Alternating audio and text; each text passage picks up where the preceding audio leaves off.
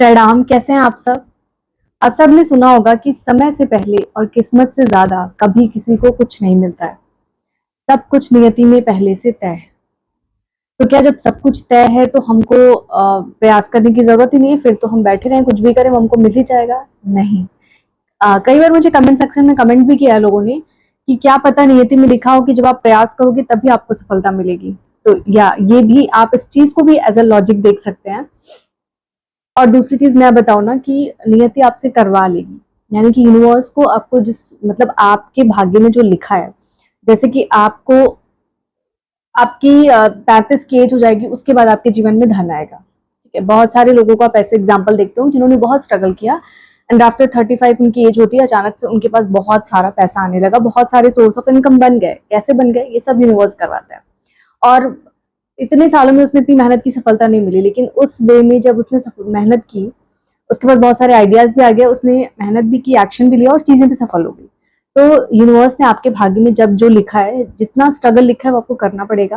और जब आपके जीवन में धन आना होगा तो आपका माइंड उसी तरीके से डाइवर्ट हो जाएगा। आप एक एक बिजनेस स्टार्ट कर लोगे, एक ऐसा आइडिया आएगा, आप छोटे से बिजनेस से बड़े करोड़पति भी बन सकते हो, कुछ भी हो सकता है। तो देखो, नियति में पहले से तय है आपकी किस्मत कब खुलेगी। किस्मत खुलना क्या होता है? बेसिकली किस्मत ना आपके कर्मों के हिसाब से पहले से ही लिखा हुआ है। आपने जैसे जैसे कर्म किए हैं वैसे वैसे आपका भाग्य जो है लिखा हुआ है। तो कई लोग कहते हैं भाग्य भरोसे नहीं बैठना चाहिए, कर्म करते रहना चाहिए। तो डेफिनेटली गीता में भी लिखा है कि कर्म करो, फल की चिंता मत करो। बिकॉज आप नहीं जानते हो कि आपके भाग्य में क्या लिखा है। आपको नहीं पता आपने पिछला कर्म क्या किया है, पास्ट बर्थ में आपने कौन से कर्म किए हैं, कौन से कर्मा का आपको कब फल मिलेगा। क्योंकि कर्मा जो है ना, वो एक जन्म से नहीं काम कर रहा है, वो कई जन्मों का आपका कर्म बाकी था। मान लीजिए आपका लास्ट टू लास्ट बर्थ, यानी कि दो जन्म पहले आपका जहाँ जन्म हुआ था, वहां पे आपका एक कर्म था जो कि बाकी था। मतलब उसका फल मिलना आपको बाकी था। उसके पहले ही आपकी लाइफ में कुछ जो आपका अगला जन्म हुआ उसमें वो फल नहीं मिल पाया, उसके पहले ही जो कर्मा था उसका फल आपको नहीं मिल पाया था, उसके पहले ही आपका मतलब आयु खत्म हो गया था। फिर आपने दूसरा जन्म लिया, बहुत सारे अलग कर्मा आपने पिछले जन्म में बनाए, तो वो कर्मा कहीं ना कहीं बाकी रह गया। तो हर जन्म का ना कर्म बाकी रह जाता है। और कर्म का फल तब मिलता है ना, क्योंकि उसके लिए भी बहुत सारा हिसाब किताब लगाना पड़ता है, बहुत आसान काम नहीं है। तो आपके उतने पुण्य होने चाहिए कि फिर आपको उस कर्म का फल मिले। तो ये सारी चीजें मतलब डिसाइड होती हैं। तो वेट करता है यूनिवर्स कि जब आपके इतने कर्म हो जाएंगे, मतलब इतने आपने अच्छे काम आप कर लोगे, तो आपको उस कर्म का फल आपको देना है। तो इस तरीके से नियति जो है वो काम करती है। जो आपका सही समय आएगा तो नियति आपसे कर्म भी करवा लेगी, आपसे मेहनत भी करवा लेगी। आप बहुत आलसी हो, ठीक है, आप मेहनत नहीं करना चाहते हो, नहीं हो पा रहा है आपसे, आपने छोड़ दिया है, सब कुछ सरेंडर कर दिया यूनिवर्स के हाथों, और आप अपना कर्म किए जा रहे हो। सब कुछ छोड़ दिया, ऊपर वाले पे सरेंडर कर दिया है, बट आप अपना कर्म किए जा रहे हो। Because this is the life, आपको अपना कर्म तो करना ही है। तो आप बस अपना कर्म किए जा रहे हो, लेकिन जब सही समय आएगा तो नियति आपसे मेहनत भी करवा लेगी और आप से भी खुल जाएंगे और आपके पास बहुत सारी धन आने की अपॉर्चुनिटी भी आपको मिलने लगेगी। तो यूनिवर्स सब करा लेता है, सब कुछ पहले से प्री प्लान है। बस आपको फोकस करना है अपने कर्मा पे, अपना कर्म नहीं बिगाड़ना है। ऐसा ना हो कि नियति ने डिसाइड तो किया आपको इस समय पे मिलने वाली है सारी अच्छी चीजें, और इसी बीच में आपने फ्रस्ट्रेट होकर कुछ ऐसा कदम उठा लिया, जैसे बहुत से लोग सुसाइड कर लेते हैं। ठीक है, अब उनको क्या ही रिजल्ट मिलेगा? उन्होंने तो अपनी और जो सुसाइड बिल्कुल भी अच्छी चीज नहीं होती। मैं आपको बता दूं कि मनुष्य जन्म बहुत मेहनत के बाद आपको मिलता है, और इस जन्म को मिला है आपको सार्थक करने के लिए, आपको ईश्वर का नाम लेना है। ठीक है, लेकिन हम क्या करते हैं, हम दुनिया भर की मेटेरियलिस्टिक थिंग्स में आकर के हमको ये नहीं मिला, हमको वो नहीं मिला, हमको पैसे नहीं मिले। एक्चुअली जब आपके पास पैसा आ जाएगा ना, तब आपको पैसे की भी उतनी वैल्यू रहेगी नहीं। बट ये क्योंकि मृत्यु लोक है, यहाँ पर सबको पैसे की इतनी वो है कि जिसके पास जितना आ रहा है उसको कम लग रहा है। लेकिन जब एक बार आपके पास पैसा आने लगेगा तो ट्रस्ट मी, आपको पैसे से भी कोई बहुत सुख नहीं मिलने वाला, बहुत खुशियां नहीं मिलने वाली है। सब क्षणिक है। अगर ऐसा ना होता तो बहुत से बड़े बड़े सेलिब्रिटी को आपने देखा है, बहुत से फॉरेनर्स को देखा है आपने कि उन्होंने संन्यास ले लिया सब कुछ छोड़ छाड़ के।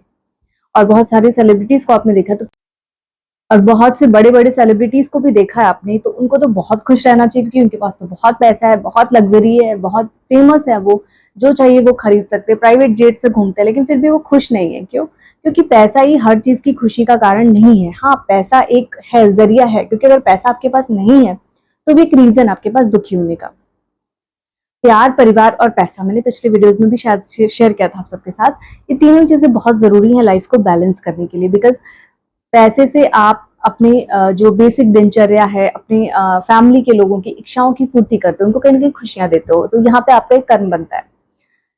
ठीक है, लेकिन पैसा ही सब कुछ है कि मतलब पैसा नहीं मिला तो मैं कुछ नहीं कर सकता? हाँ, थोड़ा बहुत देखिए, ऐसा सेटिस्फैक्शन रहना बहुत जरूरी है। ठीक है, आप सेटिस्फाइड रहिए, आपके पास जितना भी धन आ रहा है उससे सेटिस्फाइड रहिए। बाकी आपकी किस्मत में जितना धन लिखा है वो आपसे कोई नहीं छीन सकता, सही समय आने पर आपको मिल ही जाएगा। और उसको कोई नहीं, कई बार हम सोचते हैं कि तो मेरे हिस्से का है, किसी और ने हड़प लिया।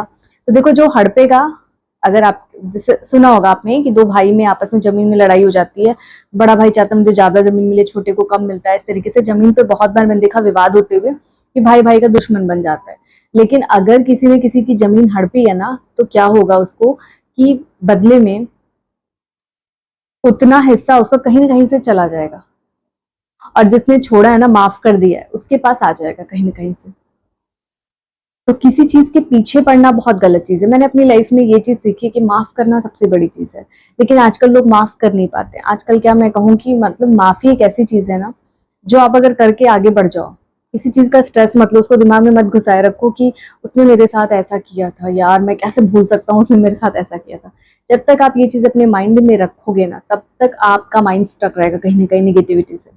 इसलिए आप, ठीक है, जो हुआ अच्छा हुआ, छोड़ के अगर आगे बढ़ गए, माफ कर दिया, ट्रस्ट में आपको उसका अच्छा रिजल्ट जरूर से जरूर मिलता है समय आने पर। तो माफ करना बहुत बड़ी मैंने अपनी लाइफ में एक्सपीरियंस किया कि माफ करना जो है सबसे बड़ा सुख है। आप खुद को ये सुख दे रहे हो, दूसरे के लिए नहीं कर रहे हो।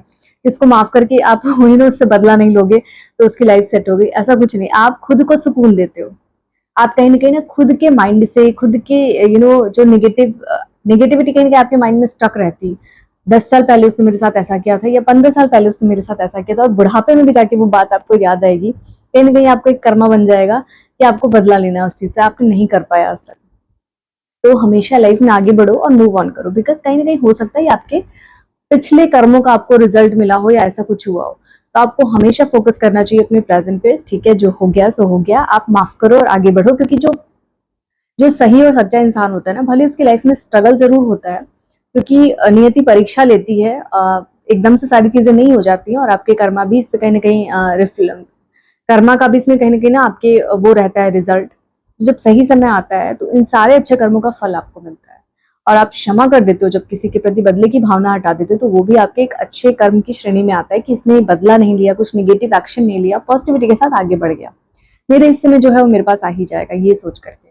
तो ट्रस्ट में आपके साथ सब अच्छा होगा। तो अपना कर्म हमेशा अच्छा रखना चाहिए। ये ना हो कि जो मैंने आपको बताया कि आपकी सही समय आने पे आपको चीजें मिलेंगी, लेकिन उसके पहले अगर आपने कुछ ऐसा निगेटिव कर्म कर लिया, चोरी कर ली भाई धन कमाने के लिए, तो ये आपका देखो यहाँ पे निगेटिविटी आ जाएगी, ये आपका बुरा कर्म है। तो जब फिर आपको बुरे कर्म का रिजल्ट ना जल्दी मिलता है, और अच्छे कर्म का रिजल्ट आपको कई बार तो तुरंत भी मिल जाता है, क्योंकि इसका एक प्रोसेस होता है। और कई बार होता है कि आपको काफी टाइम लगता है अच्छे कर्म, वो एक्चुअली इकट्ठा होता है ना, कई सारे कर्म का कलेक्शन हो जाता है कि अब इसको इस कर्म का अच्छा फल देना है। तो जब आपका कर्म जब इकट्ठा किया जाता है ना अच्छे कर्मों का, तो फिर आपको बैक टू बैक अच्छी चीजें मिलने लगती हैं आपकी लाइफ में, सक्सेस आपको बैक टू बैक मिलने लगता है। आपने देखा होगा, अचानक से किसी के पास एक सक्सेस आती है तो और भी सारी चीजें आती है, तो चारों दिशाओं से उसको सफलता मिलती है। तो यही रीजन है, क्योंकि आपके अच्छे कर्मों का कलेक्शन होता है पहले, कि इसको हम कलेक्ट करते हैं, इसके बाद एंड में पहले इसके बुरे कर्म जो भी है निपटा देते हैं जल्दी जल्दी, एंड इसके बाद जो भी इसके अच्छे कर्म है उसको सारे कर्मों का रिजल्ट इसको देंगे। कई बार ना जब मैं वीडियोस बनाने बैठती हूँ तो मैं सोचती हूँ कि मैं क्या बोल रही हूँ, लेकिन मेरे अंदर से जो भी चीजें आती है, जो भी आवाज आता है, और मैं बोल लेती हूँ, वो सारी चीजें मैं आप सबके साथ शेयर कर देती हूँ, बिना ये सोचे कि मैं क्या बोल रही हूँ। और ये कहीं ना कहीं मुझसे नियति करवाती है, क्योंकि नियति को भी पता है कि मुझे क्या सीख देनी है आपको, और आपको क्या चीजें इस वीडियो से कैप्चर करनी है और क्या सीख लेनी है। तो ये कहीं ना कहीं मेरे से नियति कराती है, मैं इस पे 100% बिलीव करती हूँ। तो इसीलिए अपने कर्म को हमेशा अच्छा रखिए, कर्म करते रहिए, फल की चिंता मत करिए। और सभी के जीवन में ऐसा नहीं है कि हमेशा ये विश्वास बना के रखना चाहिए कि मेरे साथ सब अच्छा होगा। ये नहीं सोचना चाहिए, अपने आप को कर्ज नहीं देना चाहिए, अरे मेरी तो किस्मत ही खराब है, मेरे साथ तो कुछ अच्छा नहीं होता। ये कभी भी नहीं सोचना आपको, हमेशा पॉजिटिविटी के साथ रहना है, पॉजिटिव सोचना है। बाकी आपके कर्मों के कैलकुलेशन के आधार पर जब सही समय आएगा तो आपकी लाइफ में भी अच्छी चीजें होंगी, और सबके साथ अच्छी चीजें होती हैं। ऐसा नहीं है कि आपके साथ नहीं होगा। भगवान ने अगर दुख भी लिखा है तो सुख भी लिखा है, और सुख लिखा है तो दुख भी लिखा है। दोनों चीजें आपको इस धरती पर झेलनी है। जो कोई भी आया है इस धरती पर मनुष्य के जन्म में या जानवरों के रूप में, किसी भी रूप में, उसको सुख और दुख दोनों ही झेलना पड़ा है। तो अगर दुख आया है तो सुख भी आएगा, और सुख आया है तो दुख भी आएगा। दोनों के लिए आपको तैयार रहना है। दुख क्या होता है? कोई अपना हमसे बिछड़ गया। आजकल तो ब्रेकअप में लोगों को इतना दुख हो जाता है, मतलब भाई शादी भी नहीं हुई, एक अटैचमेंट, लेकिन मन का जो अटैचमेंट हो जाता है उससे इतना दुखी हो जाते हैं लोग कि क्या क्या कर ले रहे हैं। और सुख आता है जब आपके पास कहीं से पैसे आने लगेंगे, आपकी लाइफ में ब्लेसिंग्स आने लगेगी, आपकी शादी हो जाएगी, आपके बच्चे हो जाएंगे, आपकी फैमिली में सब कुछ अच्छा अच्छा होने लगे, तो आपको वो चीजें देख के बहुत खुशी मिलने लगती है।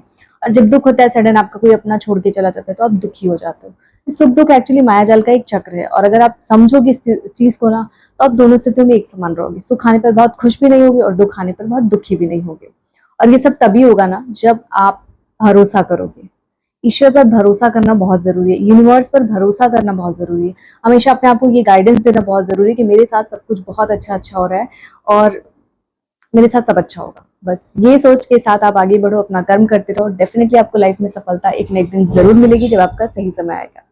आई hope you all find this video useful. So मिलती हूँ आपसे नेक्स्ट इंटरेस्टिंग न्यू वीडियो के साथ। तब तक आप सभी अपना ख्याल रखिए और ध्यान रखिए। प्रणाम।